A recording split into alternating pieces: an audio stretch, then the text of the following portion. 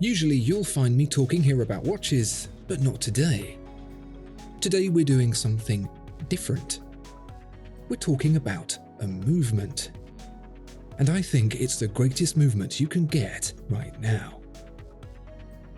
Want to save money on your next watch? The Watchfinder price promise means you'll get the best price. Search Watchfinder to discover more. Imagine you're Omega. It's the turn of the century, a new era of industrial revolution, and things couldn't be looking better. You make watches, pocket watches, that are simply unrivaled for cost and performance, and business is booming. From within the thick cigar smoke clouding your executive office, overlooking the mountains and lakes of your beautiful homeland, it seems nothing could ruin this moment. That is, of course, exactly the moment things go wrong. Recession, depression, bankruptcy, and misery. The turmoil of war. A changing world, and not entirely for the better. Omega survived, but what emerged on the other side was a vastly different landscape. Like a person emerging from a 30-year coma, Omega faced the biggest challenge of its near century of existence. Everything Omega had built, everything it had engineered, had been destroyed. Not because of war or depression, but because of something very small indeed, barely a few centimeters across: the wristwatch. What had previously been considered effeminate had become the backbone of trench warfare, a wrist-worn timekeeper that superseded the need for clunky, cumbersome pocket watches. This affected all watchmakers equally, but of course some had further to fall, and Omega was balanced precariously on top of the largest precipice of all. One foul step and it would go from hero to unrecognizable mush on the floor. The problem was this: everything that made a pocket watch work needed to be shrunk by at least 3 times to fit inside a wristwatch. Not too much of an issue for a movement reading just the time, with barely 100 components, but for a chronograph, with nearing 300 parts, it was a challenge that proved too much. Omega's reputation was built around a complication. It no longer had the ability to build.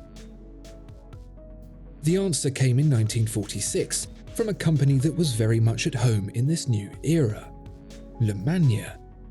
Getting its start in 1884, Lemania wasn't a watchmaker, but a movement maker. Hard-going in the shadow of giants like Omega, but now the turns had tabled. Omega, cap in hand, had a proposition for Lemania. They would build a chronograph together. If you're enjoying this, please do consider clicking subscribe. Thank you, and thank you to those who already are. Whilst I can fully imagine that the birth of this new movement, Project CH27C12, was an exciting and nerve-wracking moment for both Omega and Lemania, little could these two know just how exciting the journey it was about to take would really be. That's because, as the movement evolved, it would become the Caliber 321, a piece of technology that has carved a legacy not just in watchmaking, but in the pages of humanity. It sits alongside the gears in Stephenson's rocket, the pistons in the Wright Flyer, and the titanium rivets of the SR-71 Blackbird. It is etched in time itself. In 1957, the marriage of the Caliber 321 with a new type of chronograph, the Speedmaster, was probably the single greatest decision ever made at Omega. Combined together, they passed every single test that could be thrown at them. Where others failed, the Speedmaster, complete with its Caliber 321, succeeded. They met the requirement to become certified for manned spaceflight by none other than NASA. And so, housed in its Speedmaster cocoon, the Caliber 321 went on to go into space, to the moon, to serve as the mission timer when the lunar landers failed, and to return the crew of Apollo 13 when disaster seemed certain. It never missed even one of the 50 million beats that saw it through to the end of Apollo 17 and the end of an era. But this movement hasn't just found fame seeking answers on the far side of the moon. Its precision and quality also drew attention from other watchmakers, indeed the best watchmakers. Breguet used and continues to use a variant of the movement today. Vacheron Constantin has a license to and does produce the movement itself. Patek Philippe only became independent of it in 2010. It is, quite simply, remarkable.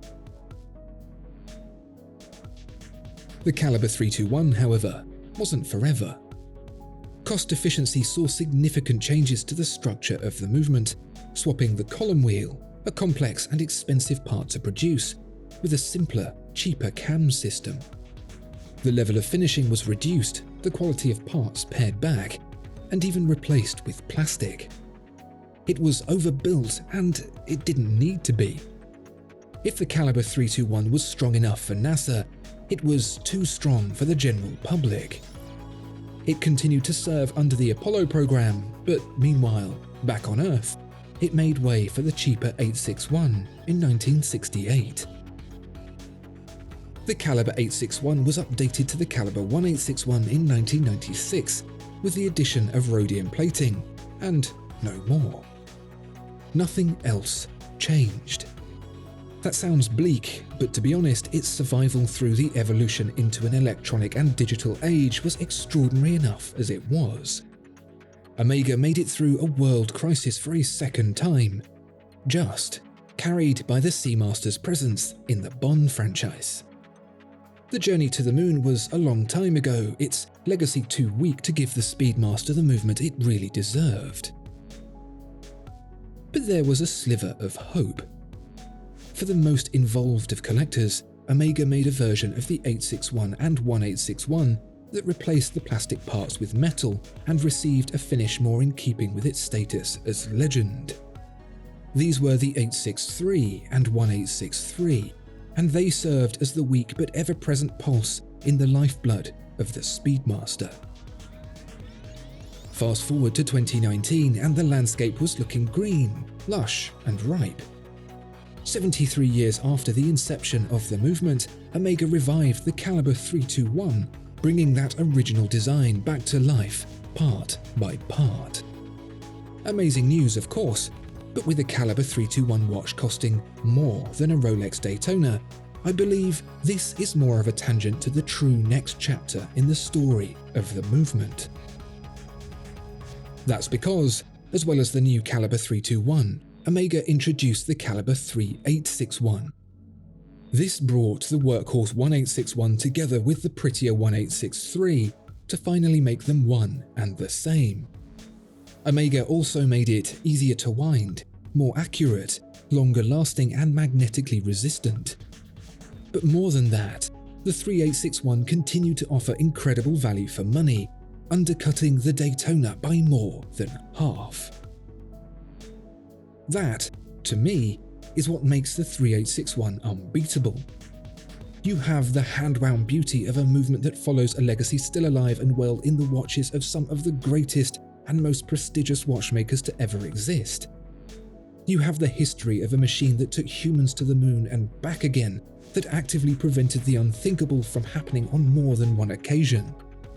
And most importantly, you have it in a watch that can be a realistic dream for many, many people. That's what Omega set out to achieve in 1946 when it started on this road with Le Mania, and that's what it continues to achieve with the 3861 today.